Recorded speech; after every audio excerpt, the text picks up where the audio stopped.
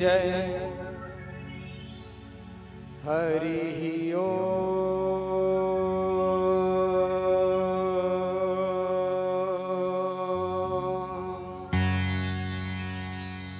स्वस्ति श्री गणेशाय नमः।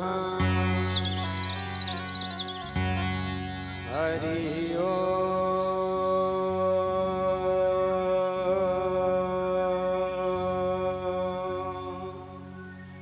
स्वस्ति श्री गणेशाय नमः। हरि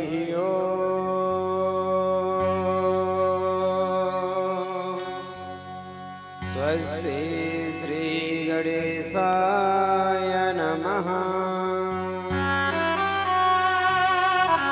हरि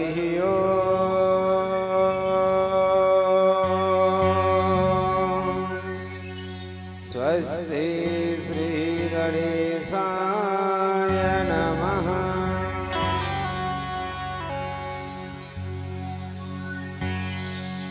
वक्रतुंड महाकाय कोटिसूर्यसमप्रभा निर्विघ्नं कुरु मे देव सर्वकार्येषु सर्वदा। सर्वमंगलमांगल्ये शिवे सर्वार्थ साधिके शरण्ये त्र्यंबके गौरी नारायणी नमोस्तुते। कृष्णाय वासुदेवाय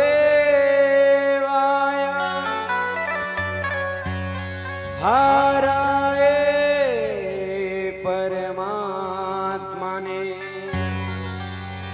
प्रणतक्लेशनाशाय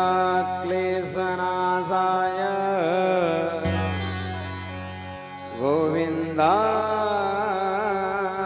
नमो नमः। नारायणं नमस्कृत्य नरं चैव नरोत्तमं देवीं सरस्वतीं व्यासं ततो जयमुदीरये।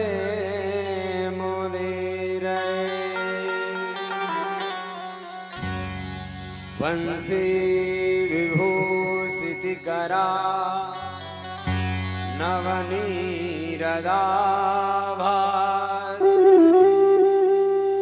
पीताम्बरादरुडबिम्बफलाधरोष्ठा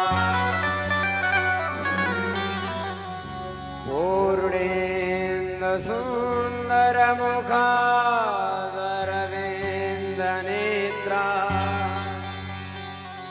कृष्णात् परं किमपि तत्त्वमहं न जाने।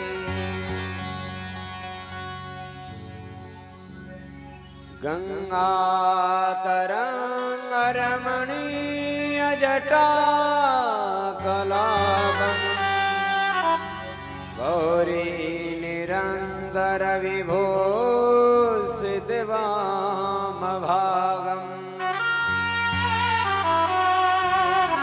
नारायण प्रियमनङ्गमदापहारम्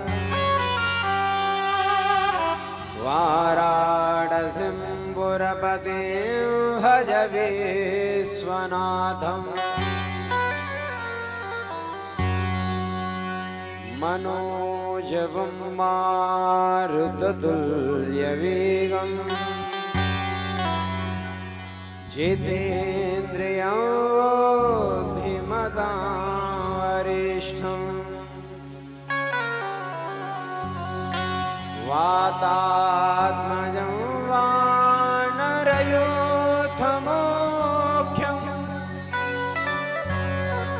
श्रीरामदूतं शरणं प्रपद्ये। गुरुर्ब्रह्मा गुरुर्विष्णु गुरुर्देवो महेश्वरः गुरु साक्षात् परब्रह्म तस्मै श्री गुरवे नमः। जय जय श्री राधारमण जय जय नवल किशोर जय गोपीचित जोर प्रभु जय जय माखन चोर।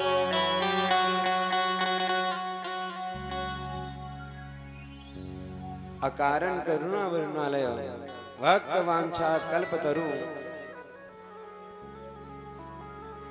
पीतांबरधारी श्री बालकृष्ण लाल की वांगमय प्रतिमूर्ति श्रीमद् भागवत महापुराण,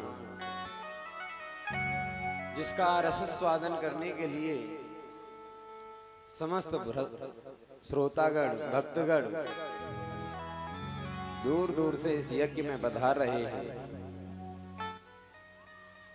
भागवत पांडाल में उपस्थित मेरे पिता समान सभी बुजुर्ग, हम उम्र भाई, भक्ति स्वरूपा माता और बहनें, मंच पर आसीन संत महात्मा एवं मेरे आचार्यगण, विद्वत ब्राह्मण एवं संगीतज्ञ भाई, आप सभी के मन में अपने श्री राधा रमण लाल देवजू की छवि को निहारते हुए, उसके दर्शन करते हुए आज की इस ज्ञान गंगा में प्रवेश करेगा। जब भी हम सत्संग की इच्छा से, कथा सुनने की इच्छा से जब हम बैठते हैं तो नाना प्रकार के विषय हमारे मन को घेर लेते हैं। कोई तन से यहाँ बैठा हुआ होता है लेकिन मन से अपने घर में काम कर रहा होता है। कोई बैठा यहाँ पर है लेकिन किसी को चिंता अपने खेत खलिहान की है, तो किसी को ये ध्यान है भैया घर में ताला खुला रह गया है। लेकिन जब भी हम सत्संग में बैठते हैं तो हमारा मन एक जगह एकत्रित होना चाहिए, एक जगह यहीं पर भगवान के सामने उपस्थित होना चाहिए। संसार में यदि सबसे बड़ी तेज गति यदि किसी की है तो गति सिर्फ और सिर्फ मन की है। किसी ने कहा है, जल से पतला कौन है, कौन भूमि से भारे, कौन अग्नि से तेज है, कौन काजल से कारी। जल से पतला ज्ञान है और पाप भूमि से भारी, क्रोध अगन से तेज है, कलंक काजल से कारी। अगर जल से पतला यदि कोई है तो वो ज्ञान है। जल से पतला ज्ञान है और पाप भूमि से भारी। पृथ्वी सबसे भारी बताई गई है, लेकिन यदि पृथ्वी से यदि कोई भारी है तो वो है पाप, जो हम करते तो हैं लेकिन पर्दा डाल देते हैं। कोई पाप कर्म कर रहा होता है तो समझ लेता है महाराज कोई नहीं देख रहा, लेकिन अच्छा कर्म करता है तो सबको दिखा दिखा के करता है। पाप कर्म बिल्कुल चुपचाप ऐसे करता है जैसे मानो कोई देख नहीं रहा हो, लेकिन जो तुम्हारे अच्छे कर्म देख रहा है वो तुम्हारे बुरे कर्म भी देख रहा है। सबसे तेज कौन है? अग्नि से ज्यादा दाहक किसमें है? क्रोध में महाराज। जब क्रोध आता है ना तो व्यक्ति का चेहरा काला पड़ जाता है। न जाने ऐसा कौन सा कार्य करवा दे महाराज जिसको बनाने में तुम्हें 10 साल लग गए हों और क्रोध आ जाए तो बस बिगड़ने में कितना समय लगता है? एक मिनट। बाहर की जितनी भी कारौंच है, जितनी भी कालापन है, सबको छुड़ाया जा सकता है, लेकिन जिसके माथे पर कोई कलंक लग जाए महाराज, उससे बड़ा काला संसार में कुछ नहीं होता। हमारा मन इन व्यर्थ के विषयों में न भटके। हमारे शास्त्रों में 6 प्रकार के विकार बताए गए हैं, काम, क्रोध, लोभ, मोह, मद, मत्सर। हमारा मन न चाहते हुए भी बार बार इन्हीं चीजों में भाग जाता है। जल की मैं निवेदन कर रहा था आपसे कि जल की गति और मन की गति एक जैसी होती है।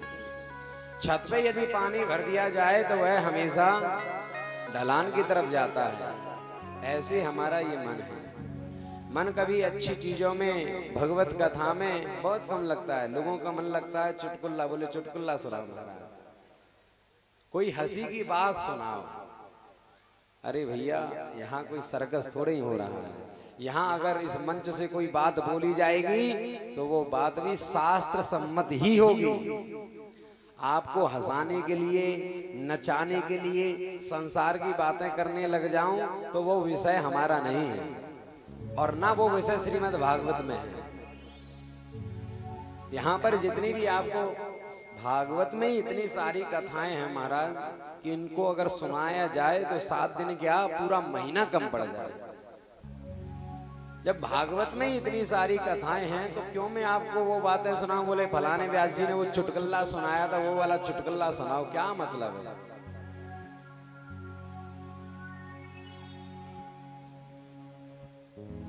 कई लोग कहते हैं ऐसी बात बोला महाराज पब्लिक एकदम हंस जाए। अरे भैया, चुटकुल्ला देखो, कॉमेडी देखो, खूब हंसी आएगी। ये भागवत कथा हंसाने का विषय नहीं है। भागवत कथा प्रभु को रिझाने का विषय है। हम किस प्रकार प्रभु को रिझा सकते हैं, ये सारी बातें तो प्रभु ने प्रतिपादन की हैं श्री व्यास जी महाराज ने भागवत में। और जब प्रभु की कथाएं होंगी तो हमारा मन बड़ी जल्दी पिघल जाएगा। और जब प्रभु की कथाएं ज्यादा से ज्यादा मन हमारा सुनेगा तो प्रफुल्लित हो जाएगा। फिर इस मन को भगवान के चरणों में लगाओ। जब भगवान के चरणों में जब हमारा मन लगेगा तो हमें ठाकुर जी की प्राप्ति होगी। ठाकुर हमारे हृदय भवन में आके ऐसे चिपक जाएगा महाराज कि एक बार यदि हृदय भवन में टेढ़ी टांग वाला घुस गया तो वो बाहर नहीं निकल पाएगा। लेकिन ऐसा कब होगा? जब आपका हृदय भवन खाली होगा। लेकिन आपके हृदय भवन में तो काम, क्रोध, लोभ, मोह, ईर्ष्या, लोग तरक्की कैसे कर रहे हैं, दूसरे लोग इतनी बरकत कैसे कर रहे हैं, ये लोग इतना बड़ा यज्ञ कैसे कर रहे हैं, दूसरों के प्रति इतना द्वेष हृदय में भरकर बैठे हुए हैं। तो महाराज जब इतना सारा द्वेष आपके हृदय में भरा पड़ा है हृदय भवन में, तो ठाकुर जी कैसे आएंगे? परीक्षित जी महाराज, ठाकुर जी हृदय में कब आएंगे? जब आपका हृदय भवन खाली होगा। और आपके हृदय भवन में यदि लोभ लालच अगर बना रहा तो ठाकुर कहां से आएगा? ठाकुर को अगर हमें बुलाना है अपने हृदय में, बिहारी को अगर अपने हृदय में बुलाना है तो सबसे पहले हृदय की सफाई करनी पड़ेगी। कब्जा किस चीज पर किया जाता है? कब्जा कौन से मकान पर होता है? बोला करो। खाली मकान पर। कब्जा कौन से मकान पर होता है? जो खाली रहता है। भैया गांव में किसी का मकान खाली है तो अड़ोसी पड़ोसी, अरे थोड़ा सा बस हमें थोड़ा भूस रखना है, बस थोड़ी सी भैंस बांधनी है हमें, तो बस थोड़ी सी करब रखनी है। हमेशा जिसका घर मकान खाली होता है उसके ऊपर धीरे धीरे कब्जा जम जाता है। ऐसे ही यदि आपका हृदय भवन खाली होगा तभी ना भगवान उस पर कब्जा जमाएंगे। आपका हृदय भवन खाली हो और उसमें भगवान की प्राण वल्लभा भक्ति उसके अंदर बैठी हो, तो भगवान आएंगे और दूर से झांक कर देखेंगे आपका भवन खाली है अथवा विकारों से भरा पड़ा है। यदि विकारों से भरा हुआ पड़ेगा तो ठाकुर वहां से निकलकर भाग जाएगा। और जब देखेगा कि आपका हृदय खाली है और उसके अंदर प्रभु की प्राण वल्लभा भक्ति बैठी हुई है, तो ठाकुर जी उसमें घुस जाएंगे। और जब ठाकुर जी घुस जाएंगे, उनकी प्राण वल्लभा वहां पर होंगे, तो फिर वह भक्ति आपका हृदय कपाट बंद कर देगी कि ठाकुर अब इस भवन से बाहर निकल ना पाए। ऐसी स्थिति कब आ सकती है? ऐसी स्थिति कब आएगी? ऐसी स्थिति तब आएगी जब हम भगवान नाम संकीर्तन करेंगे। क्योंकि शास्त्र में लिखा हुआ है, एक बार श्री नारद जी ने पूछा नारायण भगवान से कि आप कहाँ रहते हैं? तो नारायण भगवान कह रहे हैं कि ऐसा है, एक कागज लीजिए और पेन लीजिए और एड्रेस लिखिए।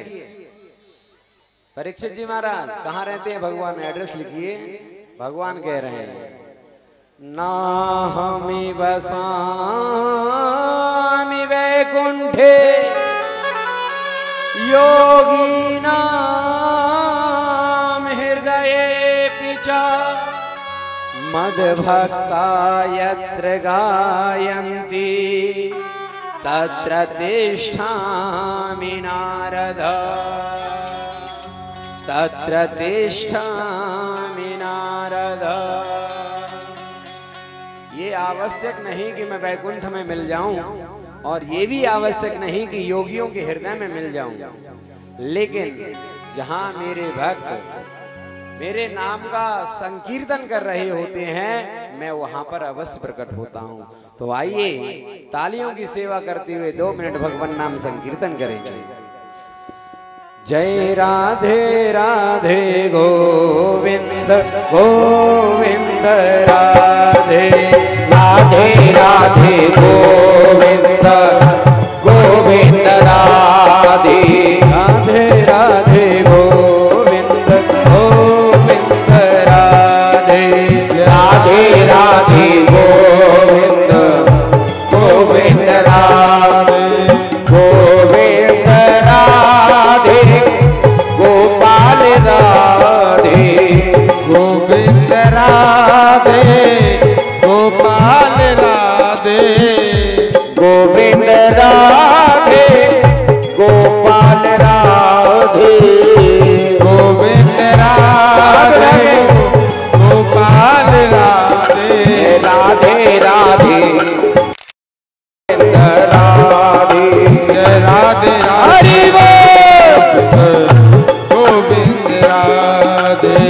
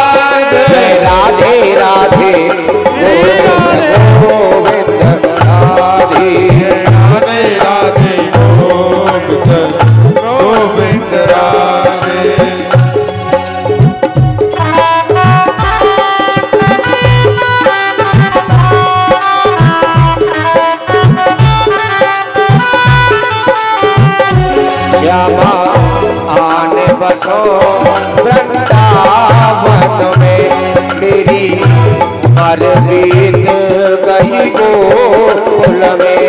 श्यामा आन बसो वृंदावन उमर बीते गई गोकुल में। श्यामा आन बसो वृंदावन में, मेरी उमर बीते गई गोकुल में। श्यामा आन बसो वृंदावन में, मेरी उमर बीते गई गोकुल में।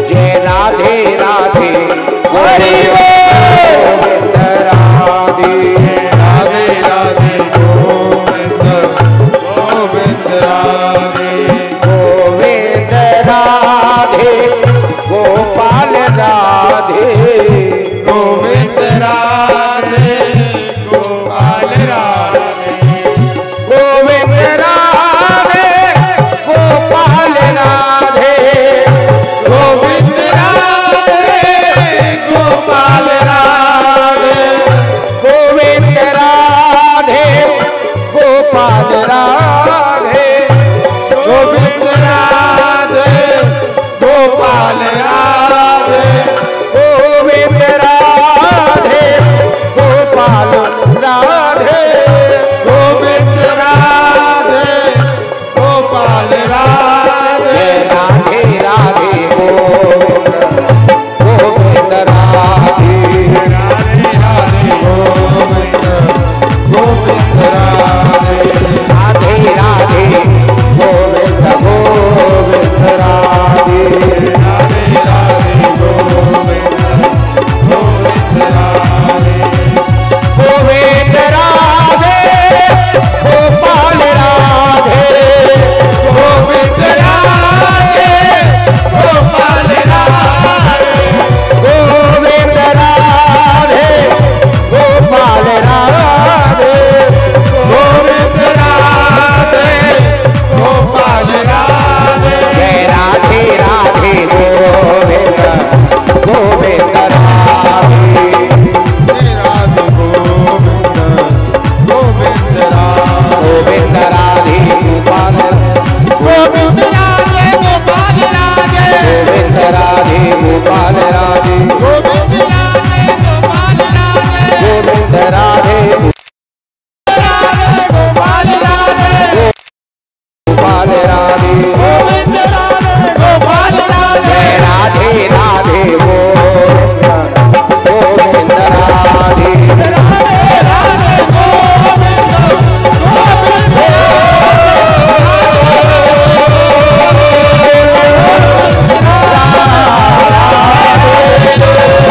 गोविंद गोविंद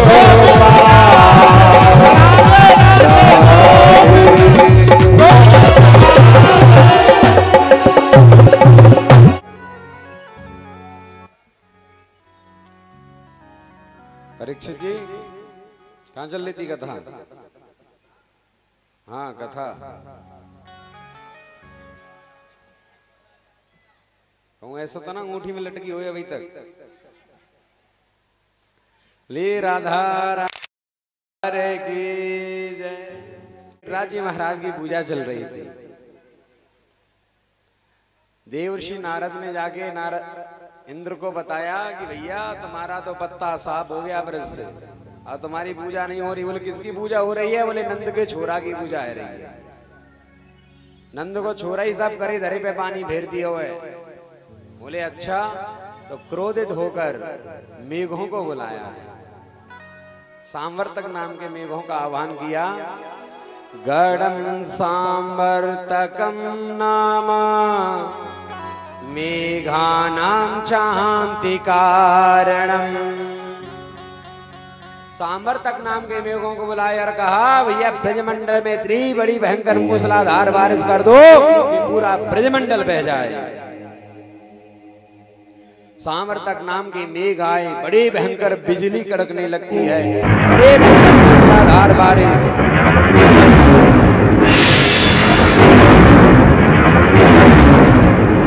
सभी ब्रजवासी भयाक्रांत हो जाते। बोले भैया देख लाला, हमने तो पहले कही अगर हम इंद्र की पूजा ना करेंगे तो इंद्र देवता क्रोधित है जावे वो।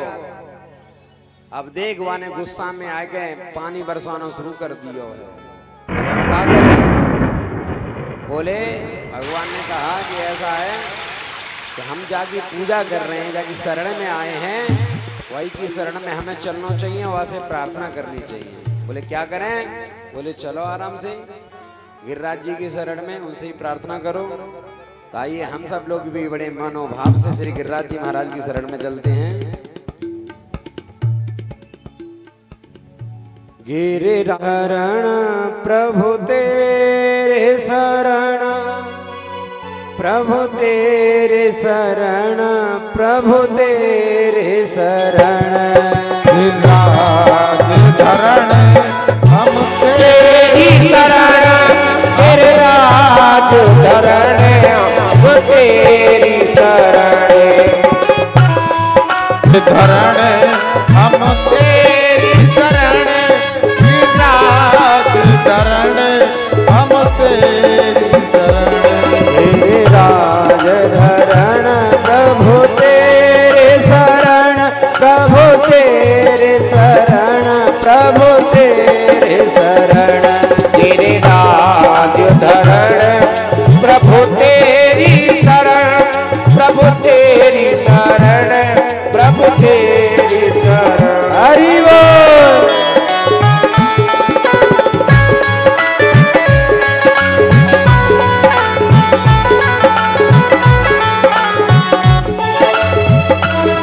गिरिराज धरण प्रभु तेरी शरण, गिरिराज धरण प्रभु तेरी शरण, गिरिराज धरण प्रभु तेरी शरण, गिरिराज धरण प्रभु तेरी शरण, प्रभु तेरी शरण, प्रभु तेरे शरण, प्रभु तेरी शरण, प्रभु तेरी शरण। महाराज जब सब लोगों ने इस प्रकार विनती की, बोले भैया विनती इतनी देर से कर रहे हैं, तेरे महाराज ने गोवर्धन महाराज ने कुछ कही? बोले हाँ बस काम है गयो। बोले कहा कही है? बोले गिरिराज महाराज कह रहे हो है कि सभी के सब मिलके मुंह को छाता की तरह उठा लियो। बोले तू तो ऐसे कह रहे हो जैसे कि बिल्कुल हल्को से गोवर्धन होए। बोले जीव का कार्य है कि उसे प्रयास करना चाहिए। भगवत गीता में लिखा हुआ है कर्मण्येवाधिकारस्ते मां फलाचना।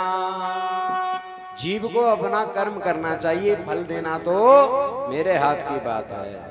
यदि आप प्रभु की तरफ एक कदम बढ़ोगे तो प्रभु आपकी तरफ 60 कदम बढ़कर आएगा। प्रयास तो करें। तो जैसे ही सब लोगों ने मिलकर प्रयास किया तो गिरिराज महाराज ऊपर एकदम तन जाते हैं। 7 साल के कन्हैया ने 7 दिन तक अपनी छोटी वाली उंगली पर गिरिराज महाराज को धारण करके रखा। सब ब्रजवासी भी नीचे लगे हैं। ब्रजवासी बोले भैया ऐसा कर लाला, तीसरा दिन है गया। बोले लाला तूने विश्राम कर ले। अपने मोटे मोटे डंडे, लाठी, छड़ियां लगा ली हैं। किसी ने अपना कंधा लगाया हुआ है, किसी ने अपना सिर लगा लिया है। भगवान ने कहा कि अगर मैंने इसको छोड़ दिया, अगर मैं इसके नीचे से हट गया तो क्या आप संभाल पाओगे इसको? तो मधुमंगल बोला चौरेदारी के तेने कहा समझ राखी है, अकेले तेने ही साथ राखो का? बोले हाँ। बोले भैया ऐसी का बात, ऐसा का तू भगवान है? भगवान बोले हाँ मैं सच में भगवान हूं। तो बेचारे ब्रजवासी बोले अच्छा लाला, हम ब्रजवासिन के बीच में तू भगवान बनो बैठो है, तेरे अंदर भगवान वाला कौन सा गुण है? ऐसो तेने कहा काम करो जो हम तुमको भगवान समझे। भगवान बोले मैंने बचपन में देखो पैदा होती पूतना मारी,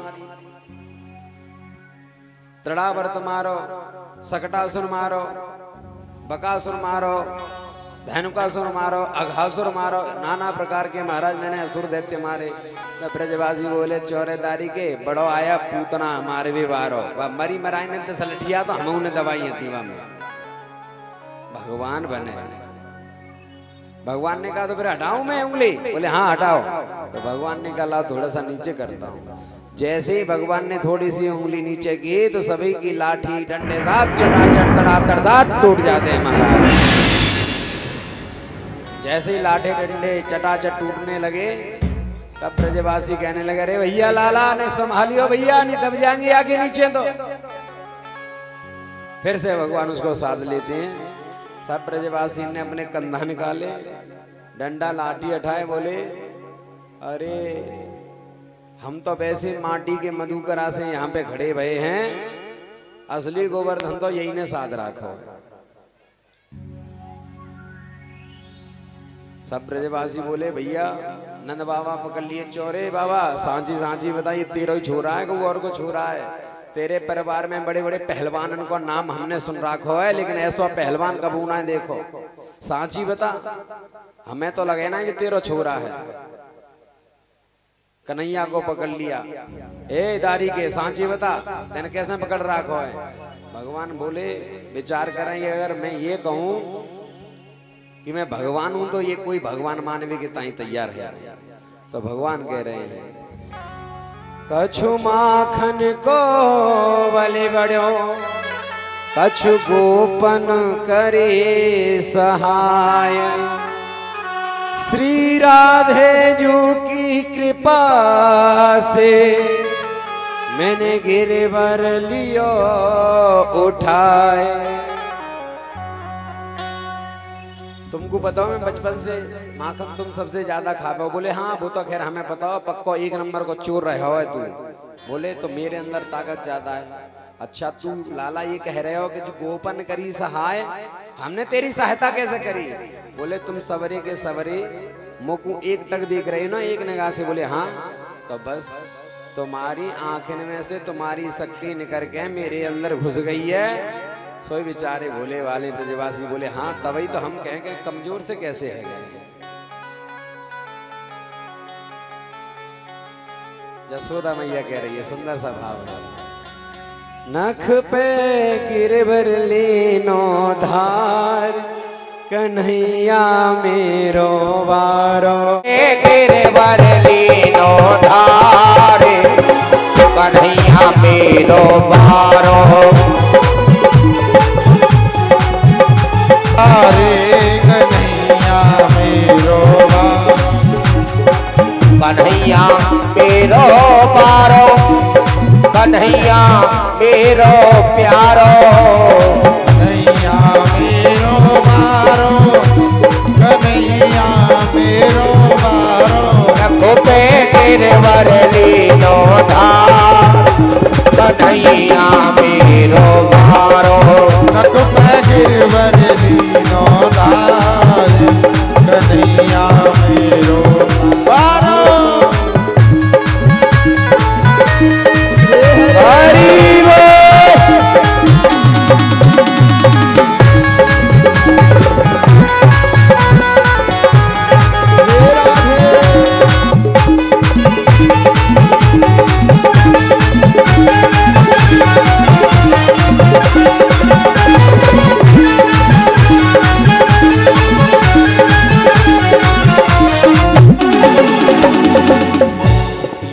कहत यशोदा मैया सब जोर लगाओ मेरे भैया। यशोदा मैया एक जोर लगाओ मेरे भैया। या कहे यशोदा मैया सब जोर लगाओ मेरे भैया। यो कहे यशोदा मैया जोर लगाओ मेरे भैया। आदि के रबर में पूजय पारे, कन्हैया मेरो वारो। गिरवर लीनो धार, कन्हैया मेरो वारो।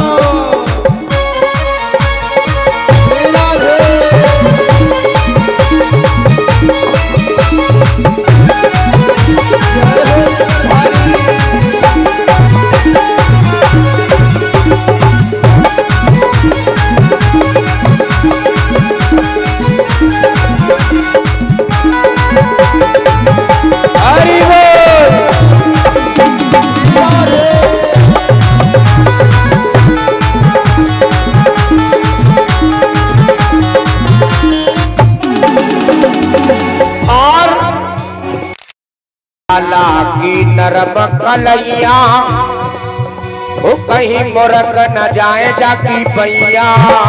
लागी नरम कलैया कहीं मुड़ ना जाए की पैया। हरी लागी नरम कलैया कहीं मुरक न जाए जाकी पैया। लागी नरम कलैया कहीं मुड़ ना जाए की पैया। जाने के सौ खेल रचायो कन्हैया मेरो मारो रख पे गिरवर कन्हैया मेरो मारो।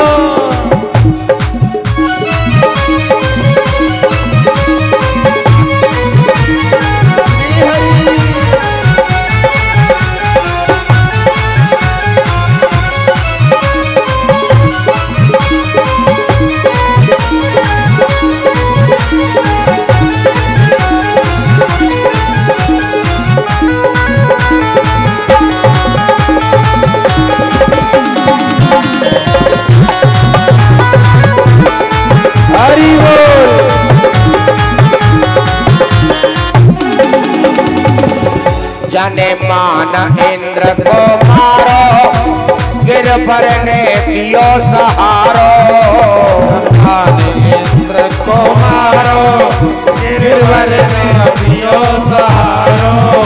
जाने मान इंद्र को मारो गिरवर ने दियो सहारो। जाने इंद्र को मारो गिरवर को दियो सहारो।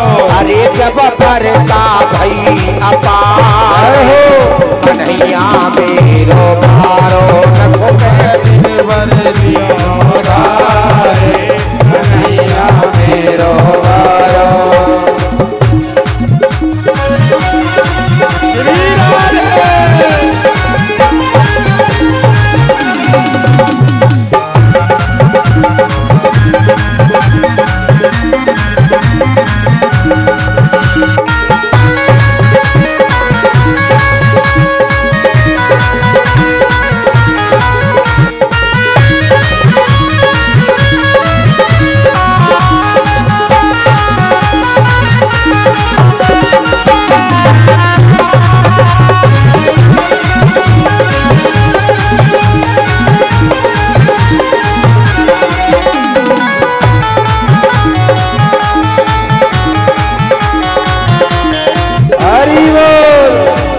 गोवर्धन की बोलो सब मुख के ताले खोलो। गोवर्धन की बोलो सब मुख के ताले खोलो। जय गोवर्धन की बोलो सब मुख के ताले खोलो। जय गोवर्धन की बोलो सब मुख के ताले खोलो। प्यारी नैया है जाए पारे कन्हैया मेरो मारो कन्हैया मेरो मारो नख पे गिरवर लीनो धारे कन्हैया मेरो मारो। गिरवर लीनो धारे कन्हैया मेरो मारो। नख पे गिरवर लीनो धारे कन्हैया मेरो मारो। गिरवर लीनो धारे कन्हैया मेरो मारो मारो कन्हैया मारो। मूसलाधार बारिश सब पानी गया तो गया कहाँ। भगवान का जो शेष नाग है उसने चारों तरफ कुंडली जैसे बना ली है, सब पानी उसी में एकत्रित हो रहा है। एक तरफ तो चक्र सुदर्शन चल रहा है जो पानी को सुखा रहा है, दूसरी तरफ अगस्त मुनि बैठकर उस जल का पान कर रहे हैं। बोले अगस्त मुनि जल का पान क्यों कर? भगवान लंका पर, भगवान श्री राम लंका पर विजय प्राप्त करके जब घर आए तो मां जानकी की श्रद्धा कुछ ब्राह्मण में बहुत ज्यादा ही थी,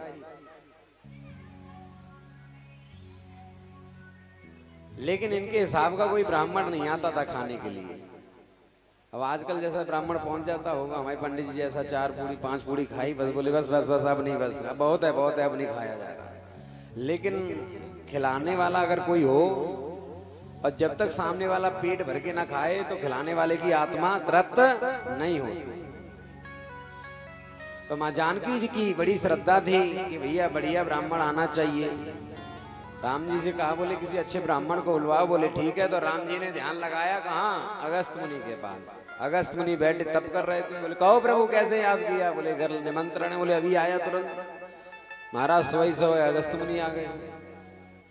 देवी बढ़िया ब्राह्मण आया है तुम्हारे लायक, बढ़िया भोजन प्रसाद पवाओ। माँ जानकी जी ने अगस्त मुनि को रसोई पर बिठाया, रसोई के दरवाजे पर। बोले मैं गर्मा गर्म सेकूंगी और आप महाराज गर्मा गर्म खाना। बोले ठीक है।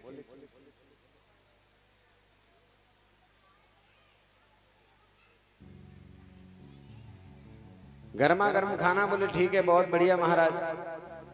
आसन जमा लिया और बैठ गए। माँ जानकी ने बड़ा सुंदर प्रसाद बनाया, छोटी छोटी कटोरियों में बढ़िया पूरी थाली कटोरियों से सजा दी। बीच में 4 पूड़ी रख दी और जल का गिलास लाके रख दिया। अगस्त मुनि ने प्रभु की तरफ ध्यान दिया। बोले कहो प्रभु कैसे आदेश किया है? बोले कैसे आदेश किया, कौन सा भोजन करना है? बोले असली रूप दिखा देना महाराज, डरने की आवश्यकता नहीं। बोले ठीक है। जैसे ही कटोरी सामने आई, थाली सामने आई, तो महाराज बोले ये बताओ देवी, इसको कान में डालूं, नाक में डालूं, आंख में डालूं? तो माँ जानकी बड़ी प्रसन्न हुई। बोले अच्छा भोजन करने वाला ब्राह्मण आया है। बोले महाराज रुकिए, बड़े बड़े बर्तनों में ले आए। अब तो महाराज जी खा थोड़ी रहे थे, पलट रहे थे। वो तो धड़ाम धड़ाम पटकते जा रहे अंदर ही अंदर, देखने में बिल्कुल सूखे से। माँ जानकी पसीना पसीना हो गई। सुबह से शाम हो गई, 15 बार आटा लगा लिया। और बोलते पंडित जी, बोले तो थोड़ा जल्दी लेके आओ देवी। बोले बस बस अभी लेकर आऊं। जब माता जानकी ने देखा कि भाई सपना नहीं पड़ रहा है, अब तो हिसाब किताब नहीं पड़ रहा है, कैसे क्या करें, तो बुलाया है रिद्धि सिद्धि को। रिद्धि सिद्धि को बुलाया। रिद्धि सिद्धि आटा लगा रही हैं, पूड़ियां सेक रही हैं और ये जो है परोस रही हैं। 3 दिन हो गए अखंड भोजन चल रहा है महाराज जी का। लेकिन रिद्धि सिद्धि के भी बस की बात नहीं है। रिद्धि सिद्धि के भी बस की बात नहीं है। तो इन्होंने रिद्धि सिद्धि के सामने ही श्री गणेश जी को और नवनिधि को बुलाया। नवनिधि को बुलाया। गणेश जी आए, वो पूरी सेक दें, क्या बोलते हैं, झावा कंधे पे रखा। बोले हम देखा कौन सा ब्राह्मण है, या को पेट ही ना भर रहा, हम देखेंगे। तिरछी ने जैसे देखा अगस्त मुनि की तरफ, इसका पेट तो अभी हम भरते हैं। अब नवनिधि आ गई, रिद्धि सिद्धि आ गई, गणेश जी आ गए। गणेश जी हलवाई बन गए। रिद्धि सिद्धि जो है पूड़ियां बेल रही है और नवनिधि आटा लगा रही है। इनका तो काम आटा ही लगाना है। बड़ी भयंकर महाराज चल रही है। 15 दिन हो गए भोजन अखंड चलता रहा। 15 दिन तक लगातार भोजन चल रहा है। देवी गई, जानकी जी चरणों में प्रणाम किया। बोले महात्मन आपको प्रणाम। बोले ठीक है, सौभाग्यवती भव, लेकिन अभी हम जो है बीच भोजन में वार्तालाप नहीं करते। बोले वार्तालाप नहीं कर रहे? बोले तो बोले जब भोजन का बीच आ जाए, तो जब मध्य में भोजन हो जाए, आधा पेट भर जाए, तो थोड़ा जलपान कर लेना चाहिए। बोले ठीक है, आधा हो जाएगा तब जलपान कर लेंगे। 15 दिन हो गए जलपान नहीं महाराज, अभी बीच ही नहीं आया है।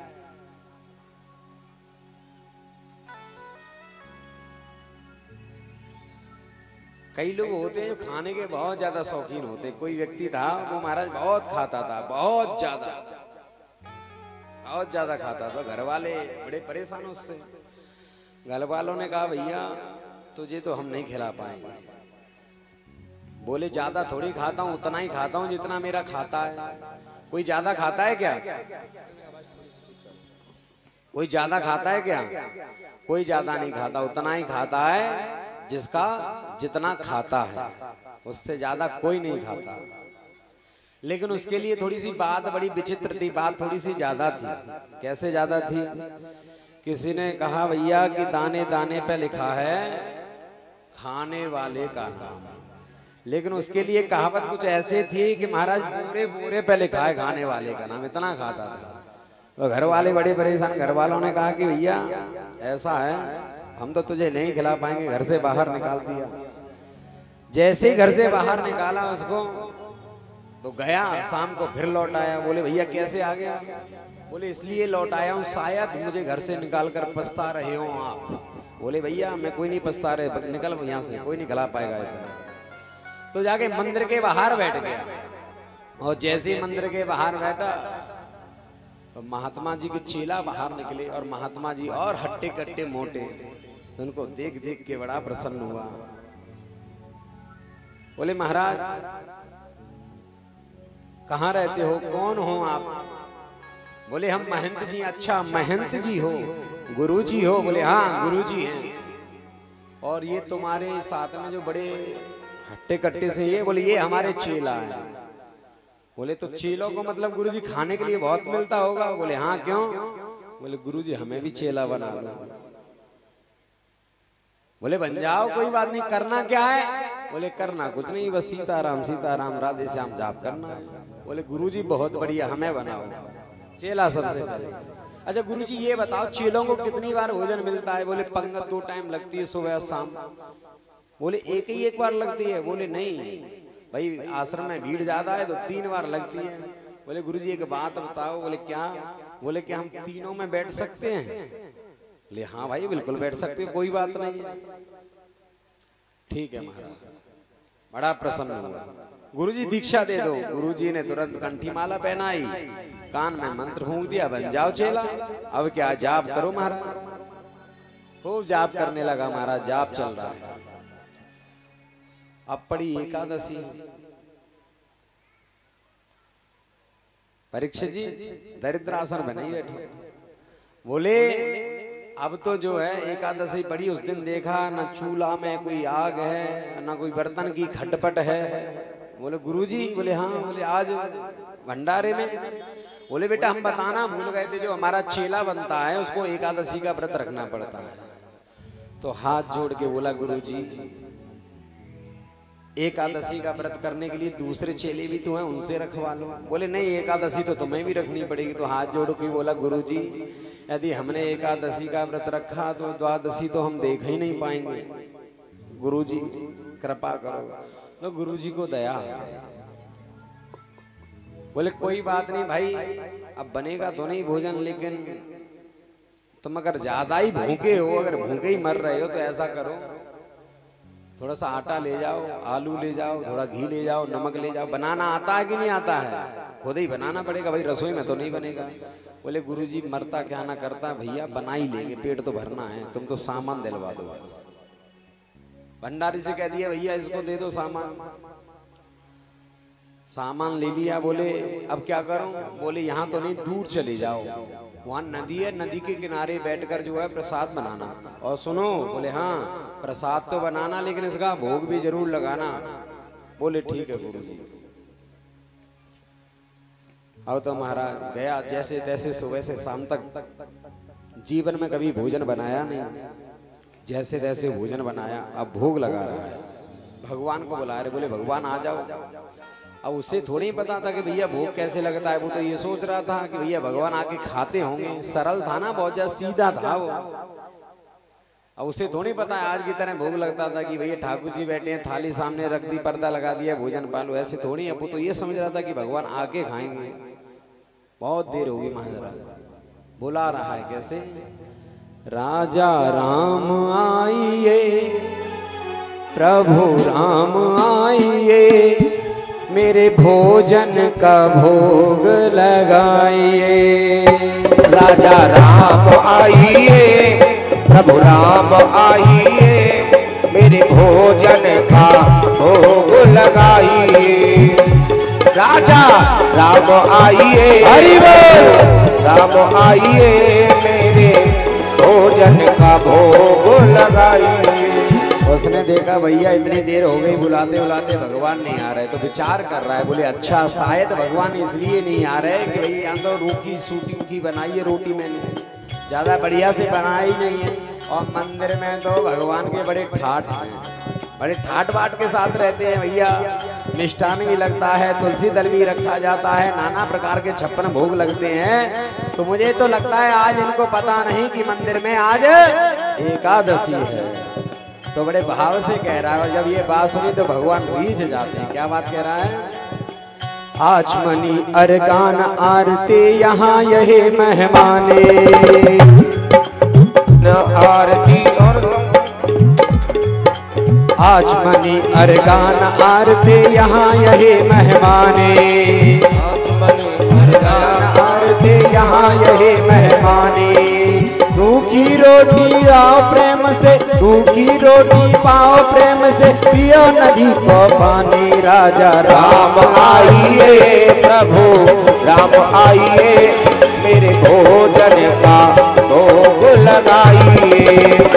राजा राम आइए प्रभु राम आइए, मेरे भोजन का भोग लगाइए। सीधा सीधा कह रहा है, बोले किसी भ्रम में मत रहना। वहां से तो परेशान हो गए, हम ही भाग के यहाँ पर आए हैं। तुम ये सोच रहे होगे कि शायद वहां पे बड़े बड़े पकवान मिलेंगे, सारी चीजें मिलेंगे, तो इस चक्कर में भ्रम में मत पड़ जाना।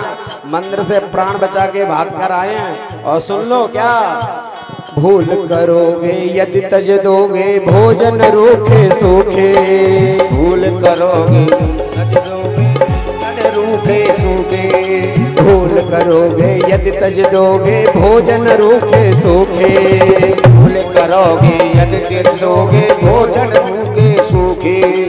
एकादशी आज मंदिर में बैठे रहोगे भूखे। राजा राम आइए प्रभु राम आइए, मेरे भोजन का भोग लगाइए। ओ राजा राम आइए प्रभु राम आइए, मेरे भोजन का भोग लगाइए। राजा राम आइए प्रभु राम आइए, मेरे भोजन का भोग लगाइए। राजा राम आइए प्रभु राम आइए, मेरे भोजन का भोग लगाइए। जब भगवान ने ये बात सुनी तो भगवान से रहा नहीं गया, भगवान रीझ गए और प्रकट होते कैसे? नीलांबुज श्यामल कोमलांगम, सीता समारोह पितवाम भागम, पाणो महासायक चारु चापम, नमामि रामं रघुवंशनाथम। भगवान प्रकट हुए, लेकिन जो है भगवान अकेले नहीं आए, सीता जी को साथ में लेकर आए।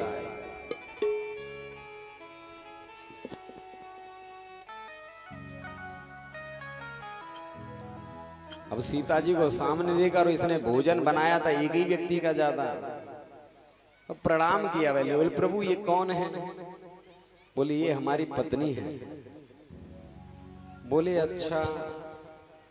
बोले क्यों, क्या हुआ वक्त? बोले कुछ नहीं, वो आज एकादशी थी ना, तो आज यहाँ पर आया तो खुद ही भोजन बनाना पड़ा है, और मुझे पता नहीं था कि आप 2 लोग आते हैं, वरना मैं एक व्यक्ति का भोजन ज्यादा बना के रखता। खैर आज एकादशी है, पूरी नहीं तो आधी तो रखनी पड़ेगी एकादशी, कोई बात नहीं। आप दोनों इतने सुंदर हैं, इतने सुंदर हैं कि कोई बात नहीं, आप पाइए प्रेम से, आप दोनों की छवि इतनी बढ़िया है, कोई बात नहीं। बेचारा गया फिर गुरु जी के पास, फिर आई एकादशी। गुरु जी से बोला, गुरु जी वो भगवान एक नहीं 2 भगवान आते हैं, थोड़ा सा आटा दाल और आलू थोड़े से ज्यादा रखवा देना। तो गुरुजी ने सोचा बेचारा भूखा रह जाता, वो ज्यादा खाता है, इसलिए जो है कह रहा है। बोले कोई बात नहीं, बढ़ा देना भैया। भंडारी ने बढ़ा दिया। फिर आया, फिर बड़ी मुश्किल से भोजन बनाया, 2 लोगों का ज्यादा भोजन बनाया। बोले 2 भगवान आते हैं, तो भोजन बनाया और अब बुला रहा है क्या? राजा राम आइए, सीता राम आइए, मेरे भोजन का भोग लगाइए। ओ राजा राम आइए, सीता राम आइए, मेरे भोजन का भोग लगाइए। राजा राम आइए, सीता राम आइए, मेरे भोजन का भोग लगाइए। राजा राम आइए, सीता राम आइए, मेरे भोजन का भोग लगाइए। राम बाम दिस जानकी, लखन दाहिनी ओर। राम बाम दिस जानकी, लखन दाहिनी ओर। अब भगवान प्रकट हुए, लेकिन कैसे? जानकी जी तो साथ में आई हैं, लेकिन लखन लाल भी साथ में आए हैं। अब एक नजर भोजन की तरफ देखे और एक तरफ लखन की तरफ देखे, फिर एक तरफ भोजन की तरफ देखे और एक तरफ भगवान की तरफ देखे। भगवान ने कहा क्या हुआ चेला? बोले गुरुजी कुछ नहीं।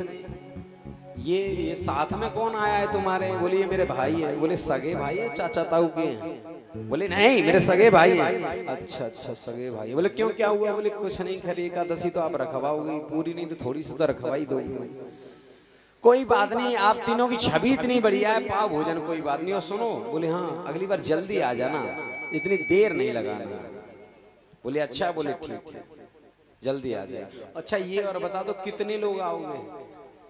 भाई धीरे धीरे तुम्हारा कुनवा परिवार बढ़ता जा रहा है ना, तो भाई पहले ही बता दो इसी हिसाब से। बोले नहीं बस आ जाएंगे, चेला आना है सो आ जाएंगे। बोले ठीक है। फिर गए महाराज। अब की दोबारा फिर से एकादशी पड़ी, और जैसे ही एकादशी पड़ी गुरुजी से बोला गुरुजी। बोले हाँ वो तुम्हारे भगवान धीरे धीरे बढ़ते जा रहे हैं, 3-3 लोग आ रहे हैं, 3-3। अब की बार पता नहीं कितने आएंगे। बोले अच्छा क्यों क्या हुआ? बोले नहीं दिन पर दिन भगवान की बढ़ोतरी है रही है। ऐसा करो थोड़ा सा आटा, दाल और आलू थोड़े से ज्यादा कर देना, इस बार गुड़ भी थोड़ा सा रख देना। बोले अच्छा। गुरुजी कहने लगे भाई इतना ये खा तो सकता नहीं, जरूर ये बेचता होगा। तो गुरुजी भी आज इसके पीछे लगे। बोले आज जाके इसको देखूंगा। अब इसने भोजन नहीं बनाया, इसने भोजन का सामान रख लिया अपने पास और बुला रहा है भगवान को। राजा राम आइए, प्रभु राम आइए, मेरे भोजन का भोग लगाइए। राजा राम आइए, प्रभु राम आइए, मेरे भोजन का भोग लगाइए। राजा राम आइए, सीता राम आइए, मेरे भोजन का भोग लगाइए। राजा राम आइए, प्रभु राम आइए, मेरे भोजन का भोग लगाइए। राजा राम आइए, लखन राम आइए, मेरे भोजन का भोग लगाइए। राजा राम आइए, लक्ष्मण राम आइए, मेरे भोजन का भोग लगाइए। बैठ विपिन में भक्त ने कीनी प्रेम पुकार, तोता क्षण में प्रकट भयो दिव्य राम दरबार। महाराज पूरा राम दरबार प्रकट हो गया। चारों भाई, चारों की पत्नियां और हनुमान जी। भक्त तो बोला अभी तक तो आदमी की तो बात छोड़ा, अब की तो संग एक बंदर हुए ले आए। बोले बेटा कहाँ है, भोग नहीं बनाया तूने? बोले हमें तो पता था कि मिलेगा नहीं, इसलिए बनाया ही नहीं हमने। तो ये रखा है अपने आप बनाओ और खाओ भैया, मेरी तो एकादशी का व्रत ही ठीक है। गुरुजी आए पीछे से। गुरुजी ने देखा बेला चेला किससे बात कर रहा है? बोले तुम्हें नहीं दिखाई दे रहे? बोले नहीं हमें तो नहीं दिखाई, ये तुम्हारा पूरा राम दरबार खड़ा है। राम जी खड़े हैं, लक्ष्मण जी खड़े हैं, भरत लाल, शत्रुघ्न और हनुमान जी महाराज, पूरा राम दरबार यहाँ पे खड़ा है। तुम्हें दिखाई नहीं दे रहे? बोले नहीं। बोले ऐसा करो अपने भगवान से कहो कि गुरुजी को दिख जाएं। तो भक्त ने कहा, चेला ने कहा भगवान से, बोले ऐसा है गुरुजी हमारे दर्शन करना चाहते हैं, इनको विश्वास नहीं होता। बोले गुरुजी से कहो अपने से कि थोड़ा सरल बने, हम सरल को दिखाई देते हैं, कठिन को दिखाई नहीं देते, ज्यादा ज्ञानियों को नहीं दिखाई देते, जो सरल होता है ना। भाव देश की, भाव जगत की बात कही गई है कि भावना में भावना, भावना बेकार है, भावना में भाव है, भव से बेड़ा पार है। चेला बोला गुरुजी भगवान कह रहे हैं कि तुम सरल नहीं हो, और भगवान सरल को दिखाई देते हैं। भगवान एक ही बात कह रहे हैं, क्या? पत्रम पुष्पम फलम तोयम यो मे भक्त्या प्रयच्छति। बोले यदि भाव से आप मुझे कुछ भी अर्पण कर दोगे वो मुझे स्वीकार है। जब इतनी बात सुनी तो गुरुजी सरल की जगह तरल हो गए, आंखों से आंसू की धारा बहने के लिए। तो आज भक्त की वजह से, चेले की वजह से गुरुजी को भगवान ने दर्शन दिए। कितने संसार में ऐसे भक्त हैं, कितने ऐसे चेले हैं जिन्होंने गुरुजी से पहले भगवान के दर्शन किए और अपने गुरुजी को भी कराया। तो बात कहाँ है? बात है भाव की। क्योंकि ऋषि पराशर जिन्होंने भागवत को, व्यास जी महाराज जो महाराज के पिता है ऋषि पराशर, व्यास जी महाराज ने भागवत लिखी, राजा परीक्षित को श्राप लगा, लेकिन वो वहां पर बैठे हुए थे, लेकिन उनके पास ये उत्तर न था कि जल्दी मरने वाले व्यक्ति को क्या करना चाहिए। और सुखदेव जी जो व्यास जी के बेटे हैं वो कह रहे हैं भागवत से कल्याण कर दूंगा। व्यास जी कह रहे हैं कि मैंने खुद भागवत लिखी है, मुझे इतना विश्वास नहीं, तू कैसे कल्याण कर देगा। बोले तुम तो बैठो पिताजी, देखते जाओ क्या होता है आगे, मुझे पूर्ण विश्वास है। ये होता है विश्वास। किसी भी चीज में अगर हम सफलता चाहते हैं, भगवान कहाँ बसते हैं? भगवान बसते हैं विश्वास में। श्रद्धा और विश्वास, विश्वासो फलदायका, सुक्ति कहती है विश्वासो फलदायका। यदि विश्वास है तो पत्थर में भी भगवान है, यदि विश्वास है तो उसी जल को हम तभी कहते हैं गंगा मैया, वरना तो बहते हुए बहुत सारे पानी हैं। तो आज जानकी जी 15वें दिन जाके जब कह रही हैं, बोले जल पी लो, बोले जब आधा भोजन हो जाएगा तब जल पी लेंगे। 17 दिन हो गए भोजन चलते चलते, फिर आंख उठाकर राम जी की तरफ देखा, बोले ऐसा ब्राह्मण बुला लिया है तुमने? बोले तुम्हारी बड़ी श्रद्धा थी, कोई ऐसा ब्राह्मण बुलाओ जो अच्छे से भोजन करे। अरे बोले श्रद्धा की भी कोई हद होती है महाराज, तुमने तो श्रद्धा की टांगे तोड़ के रख दी, खबरदार जो ऐसा ब्राह्मण बुलवाया। अगस्त मुनि ने मुड़कर देखा राम जी की तरफ, बोले प्रभु चले कि चलता रहने दें? बोले कोई बात नहीं, अब तो रुक जाओ।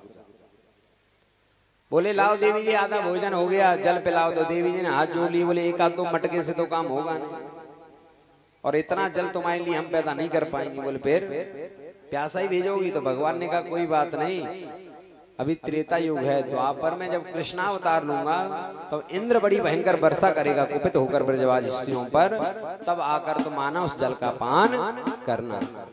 अगस्त मुनि कह रहे हैं ये वही अगस्त मुनि है जो महाराज 3 श्वास में पूरा समुद्र पी गए थे। बोले कोई बात नहीं, एक बार आंख बंद करूंगा, कब त्रेता युग कब द्वापर आ जाएगा पता ही नहीं चलेगा। तो आज वही द्वापर में कृष्ण भगवान ने उनका आह्वान किया, तो इसीलिए अगस्त मुनि आकर उस जल का पान कर रहे हैं। भगवान की जय। पत्नियों पर भगवान कृपा करते हैं। एक बार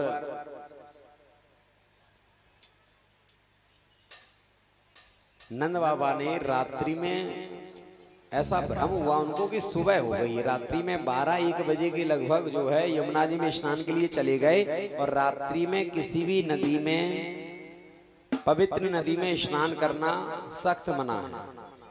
तो जैसे स्नान करने के लिए गए तो जल के देवता हैं वरुण, तो जल के वरुण देवता हैं, उनके जो दूत हैं वो नंद बाबा को पकड़ ले गए और ले जाकर कारागार में बंद कर दिया।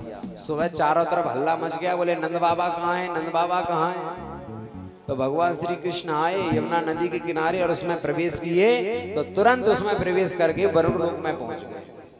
तो जैसे ही वरुण लोक में पहुंचे तो तमाम जो है जितने भी वहां पर देवी देवता थे सब पैरों में पड़ने लगे। वरुण देवता चरणों में लेट गया। तो भगवान ने कहा कि बाप को तो जेल में बंद कर रखा है और बेटी के पैर छू रहा है। बोले कौन? बोले हमारे बाबा को, नंद बाबा को जेल में बंद कर दिया है तूने। महाराज गलती होगी, क्षमा करिए। तुरंत लाए और भगवान के हाथ में सुपुर्द किया। भगवान नंद बाबा को लेकर आ गए। अब नंद बाबा से सब ब्रजवासी पूछ रहे हैं, चौरे बाबा तू कहाँ चलो गो? तो नंद बाबा बता रहे हैं कि रात में मैं स्नान कर भी चलो गो यमुना जी में। जाने कहां से वहां 4-5 बड़े मोटे मोटे छोरा आए गए और मुझे दबोच के ले गए और जेल में बंद कर दियो। भगवान जाने मेरो कन्हैया वहां कहां से घूमता घूमता आ गयो और बाकी जाने वहां के राजा से कार रिश्तेदारी निकल पड़ी कि मेरे छोरा के पामन में सब लूटवे लग गए और मैं तुरंत छोड़ के अपने छोरा को पकड़ा दिया। बोले हमें तो पहले ही डाउट है, शक है कि तेरा छोरा ना, हमें तो या में छोरा जैसे कोई लक्षण ही नहीं दिखे, या में तो सबके सब लक्षण भगवान जैसे हैं। अरे जाने पूतना मारी तो हमने अपने मन को जैसे तैसे समझायो। अरे याने तृणावर्त मारो, अघासुर मारो, बकासुर मारो, जैसे तैसे हमने मानी के भगवान नहीं है। जाने गोवर्धन उठायो तब हमने जो है मानी कि चलो भगवान नहीं है। लेकिन अब तो पूरा हमें पक्का भरोसा है कि जे भगवान है। चौरे नंद बाबा सांची बता। बोले भैया मोको तो कछु ना पता, मैं तो दिन रात एक ही बात करूं। जब गुरुजी या को नामकरण करवे आए तो उनने तो कही कि ये परमात्मा है, जाके अनेक रूप होंगे, या के पहले बहुत सारे जन्म है चुके हैं। भगवान जाने कहा बात है। सब ब्रजवासी हाथ जोड़ के लाला के पास आए और बोले भैया एक बात बता, तू सांची बता भगवान है? बोले क्यों, कहा करोगे भाई? बोले नहीं बता, अगर भगवान है तो हमने तेरे बैकुंठ को बड़ा नाम सुने रखो है, तेरे बैकुंठ देखने की इच्छा है हमारी।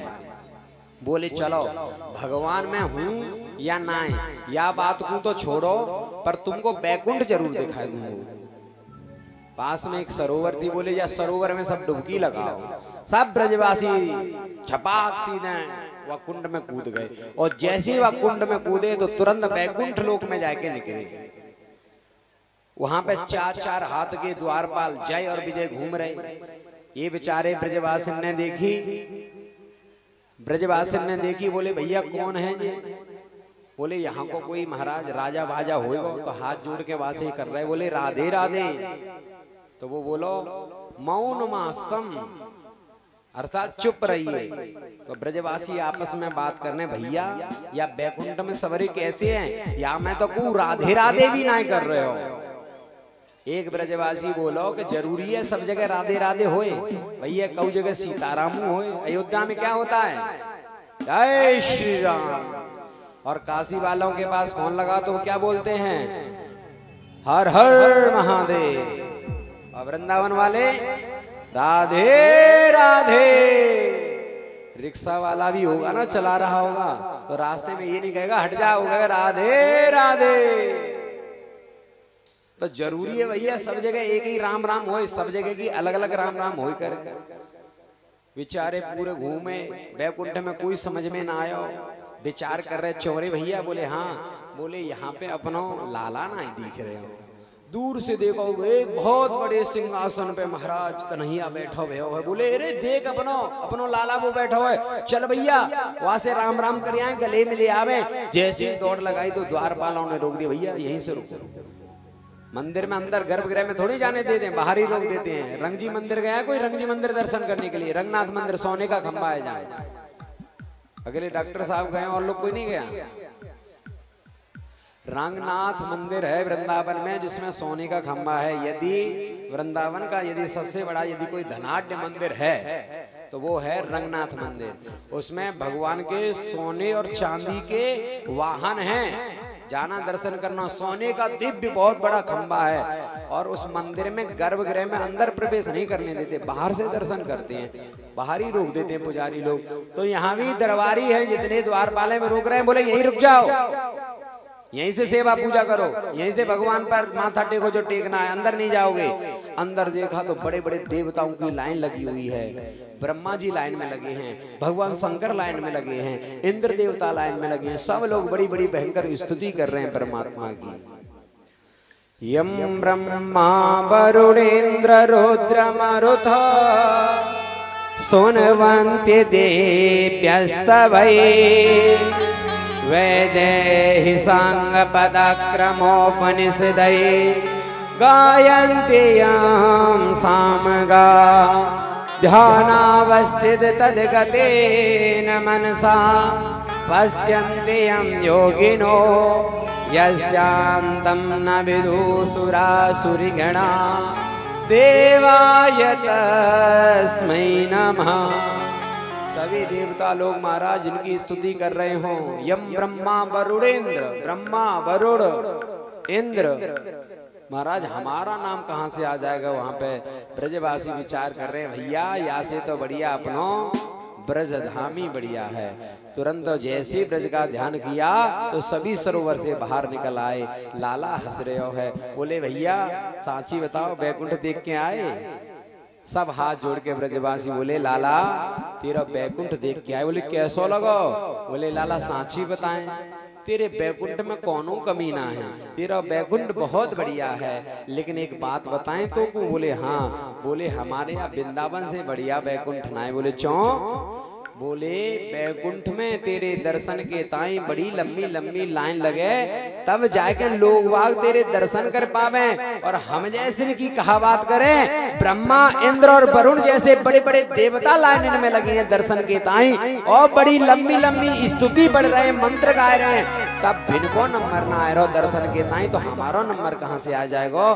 भैया या से बढ़िया या वृंदावन में ठीक है, तेरे साथ में हम गले मिल जाएं, मन करे तेरे कान पकड़ लें, मन करे तो तुम्हें दो चपाट भी लगा दें, और महाराज तू न जाने कौन सी गैया के पीछे कौन से बछड़ा के पीछे मिल जावे, तो वृंदावन सबसे बढ़िया है। जब से भगवान ने वृंदावन बनाया है, अपना निज धाम बनाया है, महाराज समस्त देवी देवता अब लोग दूर नहीं जाना चाहते, अब लोग वृंदावन में आना चाहते हैं। और सभी देवता लोग तरस रहे हैं, बोले यदि हमें मोर भी बनाना तो वृंदावन का बनाना, यदि कोई पशु कोई पंक्षी बनाना तो वृंदावन का बनाना, अगर कुछ न बना सको तो एक धूल का कण बना देना, लेकिन बनाना कहाँ का?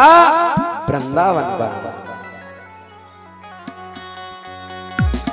वृंदावन की महिमा महाराज बहुत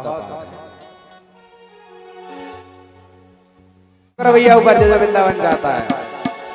ठीक भैया।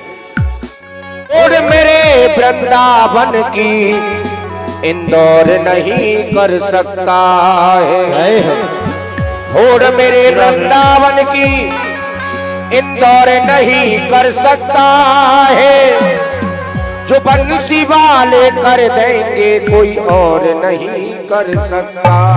जय हो। वृंदावन जाऊंगी सखी, वृंदावन जाऊंगी, वो मेरे उठे हाथ उठा मेरे को सीधे झंडा मारे को जावा वृंदावन भैया हाथ ऊपर कर ले, जिन्हें भगवान ने दे कोई उठाइयो, तुम जा सेट कर लो। जय हो। ताली बजा के मेरे उठे मेरे उठे मेरे उठे मेरे की पीर सखी वृंदावन जाऊंगी, मेरे उठे मेरे की पीर सखी वृंदावन जाऊंगी, वृंदावन जाऊंगी।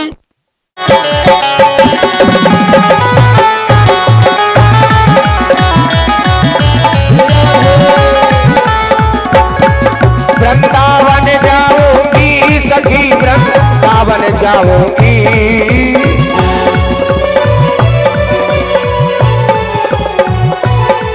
मेरे उठे मेरे उठे मेरे उठे मेरे की पीर सखी वृंदावन जाऊंगी, मेरे उठे मेरे की पीर सखी वृंदावन जाऊंगी, मेरे उठे मेरे की पीर सखी वृंदावन जाऊंगी, मेरे उठे मेरे की पीर सखी वृंदावन।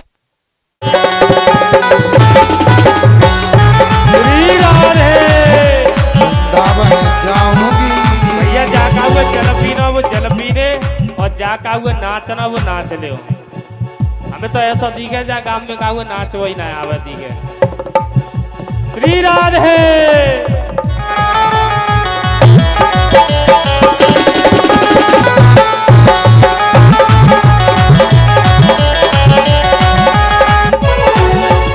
श्याम सलोनी सूरत की दीवानी हो गई। श्याम सलोनी सूरत की दीवानी हो गई। श्याम सलोनी सूरत की दीवानी हो गई। श्याम सलोनी सूरत की दीवानी हो गई। अरे मैं कैसे बांधूं धीर सखी वृंदावन जाऊंगी। मेरे उठे पैर की तीर की वृंदावन जाऊंगी।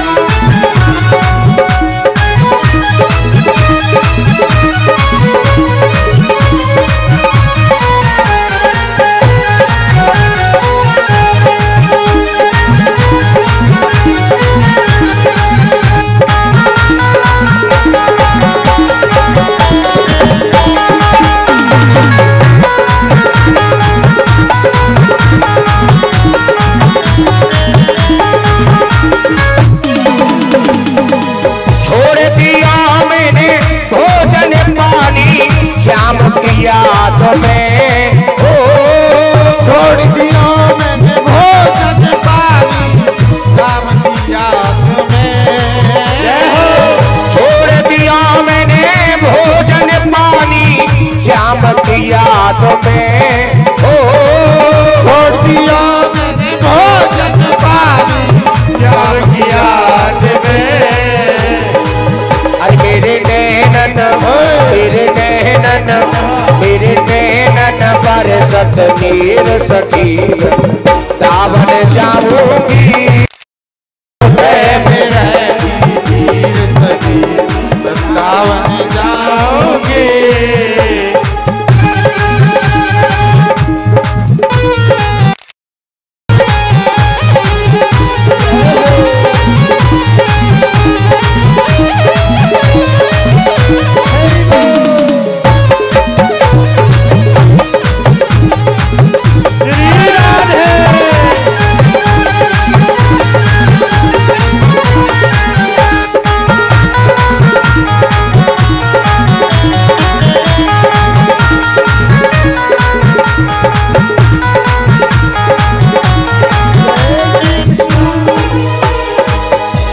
दुनिया के रिश्ते नाते सब ही तोड़ दिए। इस दुनिया के रिश्ते नाते सब ही तोड़ दिए।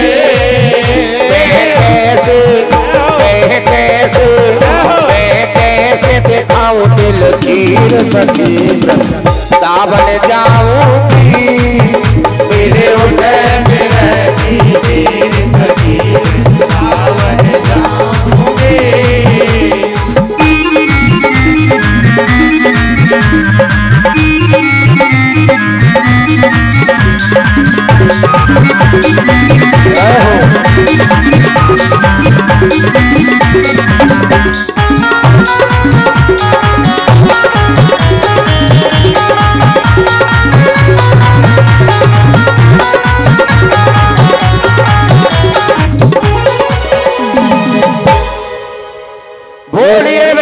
नीच लीला जो हमारे ज्ञान का संवर्धन करे, हमारे ज्ञान को बढ़ाए, उसे कहते हैं लीला। और लीला कैसी होती है? लीला होती है मात्रवत। जैसे भगवान ने गोवर्धन लीला की, भगवान ने चीरहरण लीला की, भगवान ने वाल लीलाएं की। ये सब क्या है? ये लीला क्या करती हैं? ये लीला हमारे ज्ञान का संवर्धन करती है। तो लीला कैसी होती है डॉक्टर साहब? लीला कैसी होती है? लीला का स्वरूप कैसा है? लीला का स्वरूप है मात्रवत। माता क्या करती है? अपने बच्चे का पालन पोषण करती है, बच्चे को बढ़ाती है, बच्चे के ज्ञान में संवर्धन करती है, बच्चे के शारीरिक विकास में संवर्धन करती है। ऐसे ही जो लीला है ये मात्र बताए हमारे ज्ञान का संवर्धन करती है, हमारी भक्ति का संवर्धन करती है। भगवान ने कैसे चीर हरण लीला की, भगवान ने कैसे गोवर्धन लीला की, ये सब लीला हमें सिखाती हैं और हमारे ज्ञान का संवर्धन करती हैं, बढ़ाती हैं। इसीलिए लीला को बताया कि लीला मात्र वर्त है। शास्त्र कहता है संवर्धनम संपोषणम इति च लीला। अच्छा, मेरी आवाज आ रही है सभी को साफ साफ समझ में आ रही है? पीछे तक आवाज समझ में? संवर्धनम संपोषणम इति च लीला, जो हमारे ज्ञान का संवर्धन करे, हमारे भक्ति को बढ़ाए, हमें प्रभु की तरफ जोड़ दे, वो लीला होती है। और लीला माँ के अनुसार होती है। कैसे माँ के अनुसार होती है? जैसे लक्ष्मी माता, जैसे दुर्गा माता, जैसे चामड़ माता। कई लोगों ने कहा कि राधा भी माता है, बोले राधा माता नहीं है। राधा को माता मानने की भूल न कर देना प्यारे भक्तों। राधा क्या है? राधा तो स्वामिनी है और हम वह स्वामिनी के चाकर हैं। जितने भी रिश्ते नाते हैं उन सभी रिश्ते नातों में सबसे बड़ा पवित्र रिश्ता होता है माँ का और पुत्र का। माँ बेटी का जो नाता होता है ये बहुत ही निर्मल होता है, बहुत ही पवित्र होता है। लेकिन कुछ महाराज उद्दंडी संतान ऐसी हो जाती है, कुछ पुत्र ऐसे कुपुत्र हो जाते हैं जिनको माँ ही बोझ लगने लग जाती है। माँ हक जमाती है अपने बेटे पर, पुत्र से कहती है कि मेरा बेटा है। पुत्र कहता है बता मैं तेरा काहे का बेटा हूँ, ऐसा तूने क्या किया है? तो माँ कहती है कि मैंने तुझे अपना दूध पिलाया है। और वो कुपुत्र कहता है कि दूध तो मुझे गाय भी पिला दी है, तो गाय भी मेरी माता हुई। गाय का दूध आता है 40 रुपए लीटर, 50 रुपए लीटर, और तू माता है, तेरा आएगा कुछ ज्यादा महंगा आ जाएगा, 1000 रुपए लीटर आ जाएगा। कितने समय तक दूध पिलाया तूने? 2 साल 3 साल, 20-25 लाख रुपए माँ को पकड़ा दिए। बोले ले आज से ना तू मेरी माता है, माँ ना मैं तेरा पुत्र हूं। तो ऐसे भी होते हैं। वैसे जितने भी रिश्ते हैं सब रिश्तों में माँ और बेटे का रिश्ता सबसे पवित्र होता है। कोई स्वार्थ नहीं होता, लेकिन एक छोटा सा स्वार्थ होता है। वो स्वार्थ क्या होता है? वो स्वार्थ ये होता है कि जब माँ अपने बच्चे का पालन पोषण करती है तो बदले में एक आस सोचती है, छोटा सा स्वार्थ सोचती है। वो स्वार्थ क्या है कि जब मैं बूढ़ी हो जाऊंगी तो मेरा बेटा मेरी आंखों का तारा बनेगा। बोलो ये कि बदी जी सोचती है कि नहीं सोचती है? सोचती है जब मैं बूढ़ी हो जाऊंगी तो मेरे बुढ़ापे में लाठी बनेगा। ये छोटा सा स्वार्थ कदाचित एक माँ ये रखती है।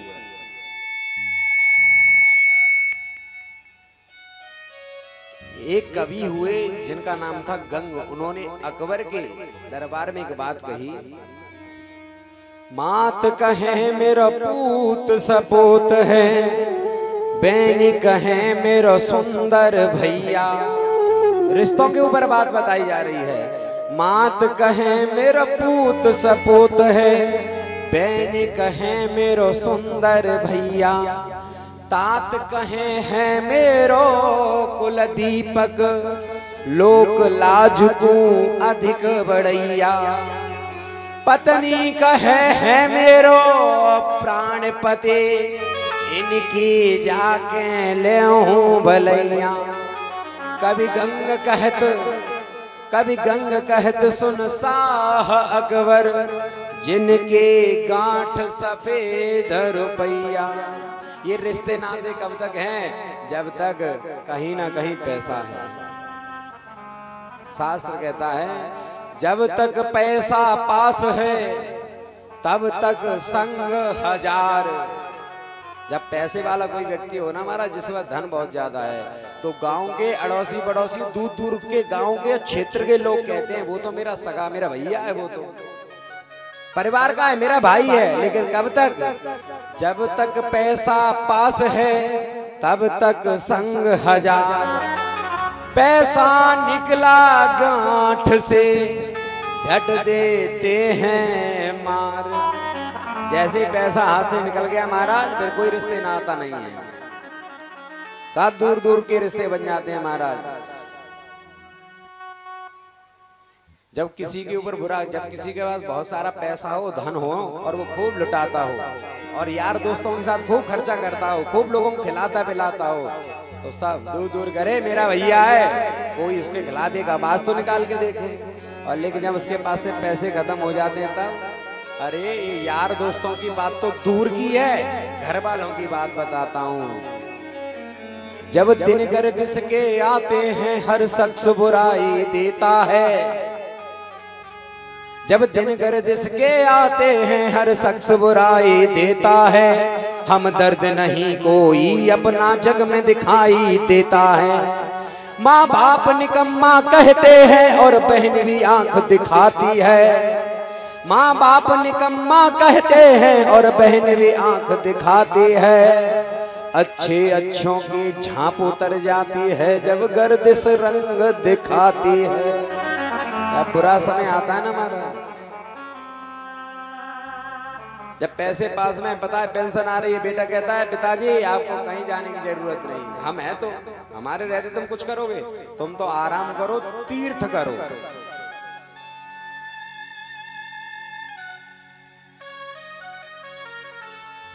ये कब तक है? जब तक बाप के पास पैसा है, जब तक भाई बंधुओं के पास पैसा है तो सब रिश्ते नाते बिल्कुल एकदम सगे संबंधियों की तरह चलते हैं। और सही मायने में बेइज्जती तो ये घर के बड़े बूढ़े अपनी खुद कराते हैं। पूछो क्यों कराते हैं?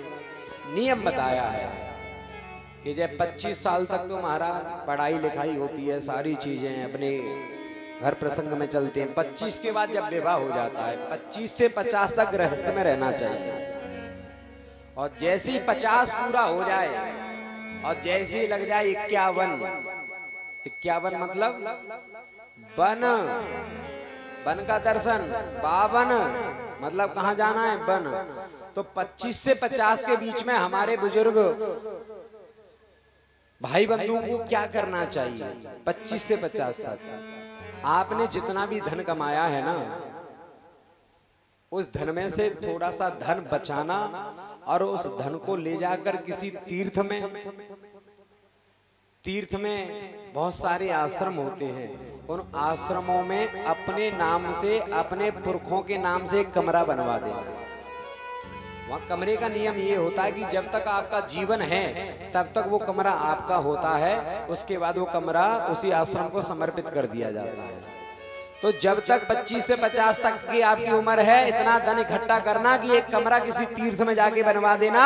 और जहां जैसे ही 50 हो, जहां लगे घर वाले अब नहीं सुन रहे, तो थोड़े से पैसे बचाना जो आपने कमाई के बचाए हुए हैं, उन पैसों को लेकर और अपने कपड़े उठाना और सीधे वृंदावन में चले जाना, सीधे उस तीर्थ में चले जाना जहां पर आपने कमरा बनवाया है। वहां रहना, दिन रात भजन करना, प्रसाद तो आश्रम में मिल ही जाएगा, और वहीं रहना। और देखना आपके जो बेटी है ना, आपकी जो संतान है, वो रो रो कर आपके पास वृंदावन जाया करेगी और कहा करेगी, अरे चाचा, पिताजी चलिए, बहुत दिन हो गए, बच्चे भी रो रहे हैं, चलिए एक बार तो कभी तो आ जाया करिए। तो इज्जत ऐसे बनाई जाती है। लेकिन जीव क्या करता है? बूढ़ा हो जाता है, घर में ही टिका रहता है। घर वाले कह रहे हैं कब ये घर से बाहर निकले।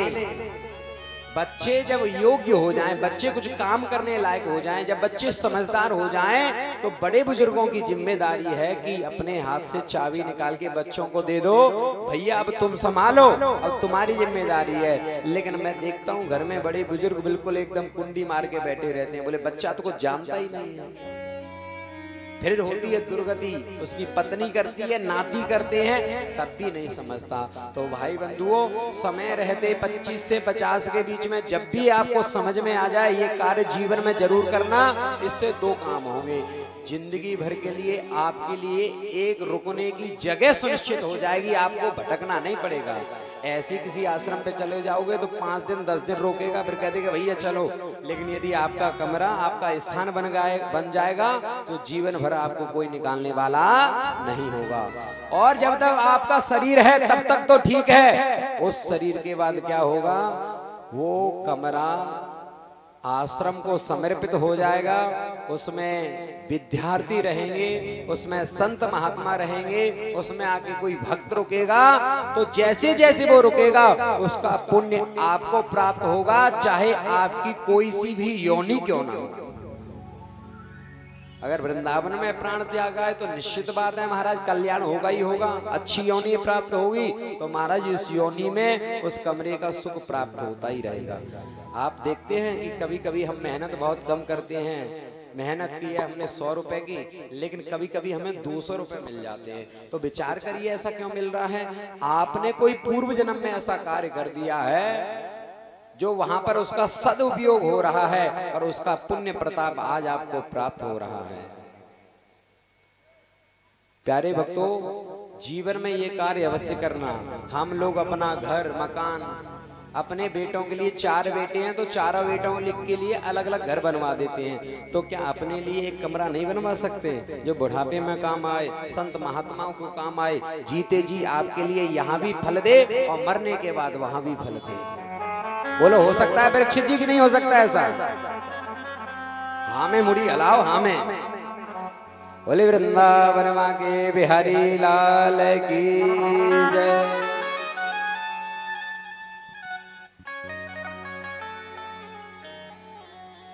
संवर्धनम संपोषणम इति चलीला। हम चल रहे हैं महारास की कथा की तरफ। रास को समझ पाना इतना सरल नहीं है जितना हम लोग समझते हैं। लोग कहते हैं कि भगवान ने रास रचाया, क्या होगा रास? आंखें बंद कर लेते हैं, कल्पना करते हैं कि एक पुरुष होगा, सैकड़ों और नाच रहे होंगे, ये रास है? बोले ये रास नहीं है। कई लोग कहते हैं कि एक सूर्य है, सूर्य के चारों तरफ अनगिनत तारे घूम रहे हैं, ये रास है? बोले ये रास नहीं। रास क्या है? रास को समझना इतना सरल नहीं है। श्रीमद् भागवत में रास 5 अध्यायों में वर्णन है। कितने अध्याय में? बोलो 5 अध्याय में। इसे पंच प्राण कहते हैं। अगर जीवन से प्यारे भक्तों अगर ये 5 प्राण चले जाएं तो ये शरीर किसी काम का नहीं होता। इसी प्रकार प्यारे भक्तों यदि जीवन में श्रीमद् भागवत कथा से यदि ये 5 अध्याय निकाल दिए जाएं तो समझ लीजिए कि भागवत एक शरीर मात्र, इसमें प्राण है ही नहीं। कोई रास समझना है तो रास से पहले कृष्ण को समझना पड़ेगा, और कृष्ण समझना इतनी साधारण बात नहीं है। एक तरफ तो वो महाराज अर्जुन का ड्राइवर है और दूसरी तरफ द्वारकाधीश है। बोलो रथ किसका चलाता है? अर्जुन का। एक तरफ तो शांति दूत बनकर जाता है और एक तरफ तो अर्जुन का गुरु बन के ज्ञान की गंगा बहाता है। एक तरफ द्वारका का राजा द्वारकाधीश और एक तरफ वन वन में गाय चराने वाला ग्वाला। जिसके जीवन में कोई समता नहीं है उसको कोई समझ पाना साधारण बात नहीं है। लेकिन हमें समझना है भागवत कथा में इतने श्लोक हैं, 18,000 श्लोक हैं। ये आवश्यक नहीं कि हम इन 18,000 श्लोकों को समझ पाएं, इतनी हमारे अंदर इतनी सामर्थ्य नहीं। लेकिन हम एक काम तो कर सकते हैं। जैसे कोई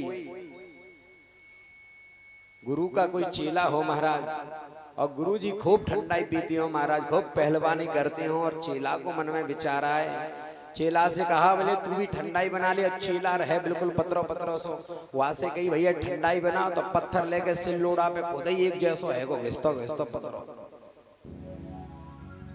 गुरु जी ने कहा तू हट, तो उससे तो महाराज ठंडाई भी नहीं बनती, बादाम भी नहीं पीसे जा रहे। और बादाम पचाना भी कोई साधारण बात नहीं है महाराज। एकदम प्योर दूध, कच्चा दूध और एकदम प्योर बादाम पचाना साधारण बात नहीं है। तो फिर गुरुजी ने कहा कि तू तो गिलास लेकर आ मेरे पास, ठंडाई तुझे मैं पिलाऊंगा।